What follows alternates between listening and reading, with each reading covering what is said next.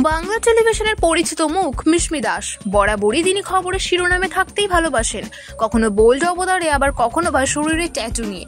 যদিও বরাবর মিশমি তার ব্যক্তিগত জীবন নিয়ে বেশ খোলামেলা, অনেকবারই সহ অভিনেতার সঙ্গে নাম জড়িয়েছে তার, কিন্তু সেই খবরের যে কোনো ভিত্তি নেই তা নিজেই জানিয়ে দিয়েছিলেন মিশমি। সদ্য মুম্বাই গিয়েছেন অভিনেত্রী, আর সেখান থেকেই নিজের সম্পর্কের কথা প্রকাশ্যে আনলেন কোন গোপনে মন ভেসেছেন অভিনেত্রী। সম্প্রতি মিশমি তার সোশ্যাল মিডিয়া পেজে নিজের বিশেষ বন্ধুর সঙ্গে ছবি পোস্ট করেন। দুজনেই কফি খাচ্ছেন, কখনো হাসছেন, আবার কখনো মিশমি মন দিয়ে তার পুরুষ বন্ধুর কথা শুনছেন। মিশমির এই বিশেষ বন্ধুটি কে? অভিনেত্রীর প্রেমিকের নাম সুজন সেনগুপ্ত। কলকাতার বাসিন্দা হলেও তিনিও মুম্বাই নিবাসী কর্মসূত্রে। মিশমি স্বীকার করেছেন সুজনই তার সেই বিশেষ মানুষ। এক সংবাদ মাধ্যমকে অভিনেত্রী জানিয়েছেন যে সুজনকে অনেকদিন ধরে চিনলেও মুম্বাইতেই পরিচয় হয় তার সঙ্গে। মিশমির এক বন্ধুর বন্ধু হলেন সুজন।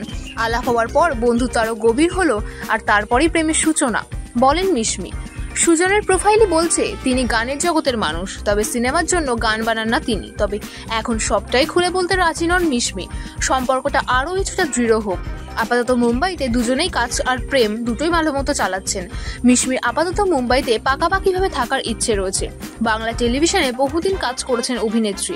তাকে শেষ দেখা গিয়েছিল রণজয় বিষ্ণু ও শ্বেতা ভট্টাচার্যের কোন গোপনে মন মিশেছে ধারাবাহিকে। রণজয়ের বোনের চরিত্রে অভিনয় করছিলেন মিশমি। সেই সময় তাকেও রণজয়ের সম্পর্ক নিয়ে গুঞ্জন শুরু হয়।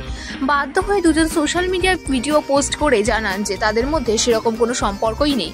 তবে মিশমি এও জানিয়েছিলেন যে মনের মানুষ পেলে তিনি অবশ্যই জানাবেন। সেই কথাই অবশেষে রাখলেন অভিনেত্রী।